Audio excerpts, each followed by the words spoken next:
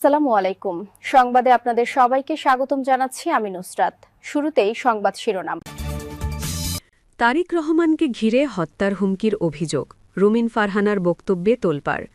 বাংলাদেশের রাজনীতিতে যখন প্রতিটি শব্দই হয়ে উঠছে আগুনের ফুলকি, ঠিক তখনই নতুন করে উত্তাল পরিস্থিতি তৈরি করেছে একটি অভিযোগ।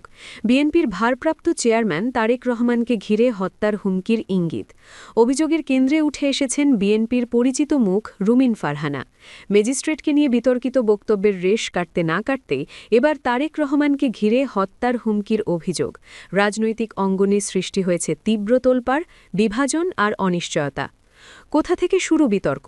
সাম্প্রতিক সময়ে একটি রাজনৈতিক আলোচনা ও ঘরোয়া বৈঠকের বক্তব্য উদ্ধৃত করে কয়েকটি অনলাইন প্ল্যাটফর্ম ও সামাজিক যোগাযোগ মাধ্যমে দাবি করা হয়, রুমিন ফারহানা তারেক রহমানের রাজনৈতিক সিদ্ধান্ত ও ভূমিকা নিয়ে এমন ভাষা ব্যবহার করেছেন যা অনেকের কাছে হুমকিসূচক এবং চরম পরিণতির ইঙ্গিত হিসাবে ধরা পড়েছে। বিশেষ করে পরিণতি, দায় নিতে হবে, সময় শেষ এই ধরনের শব্দ ব্যবহারকে কেন্দ্র করেই শুরু হয় বিতর্ক। যদিও বক্তব্যের কোনো পূর্ণাঙ্গ ভিডিও বা নির্ভরযোগ্য অডিও প্রকাশ্যে আসেনি, তবুও অভিযোগের তীব্রতা এতটাই যেটা মুহূর্তেই ছড়িয়ে পড়ে রাজনীতির প্রতিটি স্তরে। হত্যার হুমকি নাকি রাজনৈতিক বক্তব্য? সবচেয়ে বড় প্রশ্ন, এই বক্তব্য কি সত্যিই হত্যার হুমকির ইঙ্গিত নাকি কঠোর রাজনৈতিক ভাষার অতিরঞ্জিত ব্যাখ্যা? রাজনৈতিক বিশ্লেষকরা বলছেন, বাংলাদেশে অতীতে রাজনৈতিক সহিংসতার ইতিহাস থাকায় এমন শব্দচয়ন স্বাভাবিকভাবেই মানুষের মনে ভয় তৈরি করে। এক বিশ্লেষকের মতে, যখন দেশের একজন শীর্ষ রাজনৈতিক নেতার নামের সঙ্গে পরিণতি বা শেষ সময় এ ধরনের শব্দ জুড়ে দেওয়া হয়, তখন তা সাধারণ রাজনৈতিক সমালোচনার সীমা ছাড়িয়ে যায় কিনা সেটাই প্রশ্ন। বিএনপির ভেতরে অস্বস্তি ও চাপ। দলীয় সূত্রগুলো জানাচ্ছে, অভিযোগটি বিএনপির ভেতরেও অস্বস্তি তৈরি করেছে। কারণ তারেক রহমান শুধু দলের শীর্ষ নেতা নন, বরং বর্তমানে তিনি দলের কৌশলগত দিক নির্দেশনার মূল কেন্দ্রবিন্দু। তাঁকে ঘিরে হত্যার হুমকির অভিযোগ উঠলে তা দলীয় নিরাপত্তা, বার্তা ও ঐক্যের প্রশ্ন তোলে। বিএনপির এক সিনিয়র নেতা নাম না প্রকাশ করার শর্তে বলেন, আমরা চাই না এমন কোনো বক্তব্য আসুক যা দলের বিরুদ্ধে ব্যবহার করা যায়। অভিযোগ সত্য হোক বা মিথ্যা, এতে বিএনপিই ক্ষতিগ্রস্ত হয়। রুমিন ফারহানার পক্ষের দাবি। রুমিন ফারহানার ঘনিষ্ঠ মহল অভিযোগটিকে সম্পূর্ণ ভিত্তিহীন বলে দাবি করছেন। তাদের ভাষ্য, তিনি কখনোই সহিংসতা বা হত্যার হুমকির মতো কিছু ইঙ্গিত দেননি, বরং তিনি রাজনৈতিক দায়বদ্ধতা ও নেতৃত্বের জবাবদিহিতার কথা বলেছেন। এক ঘনিষ্ঠ সমর্থক বলেন, রুমিন ফারহানা স্পষ্টভাষী। তিনি প্রশাসন হোক বা দলীয় নেতৃত্ব, যেখানেই সমস্যা দেখেন সেখানেই কথা বলেন। এটাকে হত্যার হুমকি বানানো রাজনৈতিক উদ্দেশ্য প্রণোদিত। তাদের অভিযোগ, আসন্ন নির্বাচন ও ভেতরের মতপার্থক্যকে চাপা দিতে তার বক্তব্যকে বিকৃতভাবে উপস্থাপন করা হচ্ছে।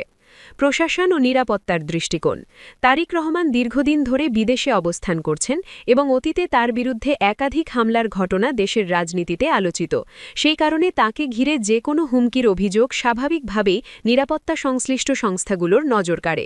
যদিও এখনও পর্যন্ত কোনো আনুষ্ঠানিক নিরাপত্তা সতর্কতা বা মামলা সংক্রান্ত ঘোষণা আসেনি, তবুও রাজনৈতিক মহলে গুঞ্জন চলছে, বিষয়টি কি প্রশাসনিক নজরদারিতে এসেছে?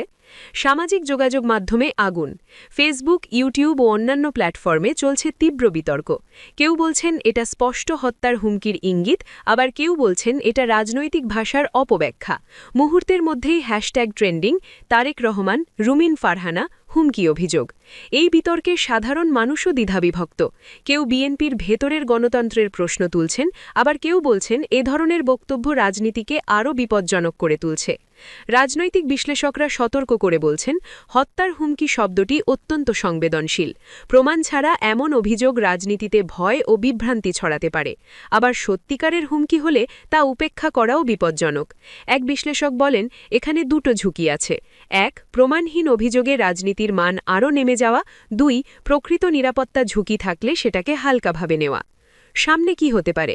এখনও পর্যন্ত বিএনপির পক্ষ থেকে আনুষ্ঠানিক কোনো তদন্ত বা শোকাজের ঘোষণা আসেনি, তবে দলীয় ফোরামে বিষয়টি আলোচিত হচ্ছে বলে একাধিক সূত্র নিশ্চিত করেছে।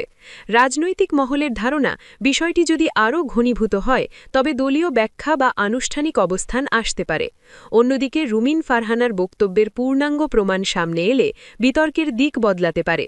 হুমকির অভিযোগ জোরালো হবে নাকি তা পুরোপুরি ভেঙে পড়বে? তারেক রহমানকে ঘিরে হত্যার হুমকির অভিযোগ, এটি কি সত্যিকারের নিরাপত্তা ঝুঁকির ইঙ্গিত নাকি রাজনৈতিক বক্তব্যের ভয়ঙ্কর অপব্যাখ্যা? রুমিন ফারহানার বক্তব্যকে কেন্দ্র করে যে তোলপাড় সৃষ্টি হয়েছে তা স্পষ্ট করে দিচ্ছে বাংলাদেশের রাজনীতিতে এখন প্রতিটি শব্দই বারুদ। কোন শব্দ বিস্ফোরণ ঘটাবে আর কোনটি নিছক ধোঁয়া তা নির্ধারণ করবে সময়, প্রমাণ এবং দায়িত্বশীল রাজনীতি।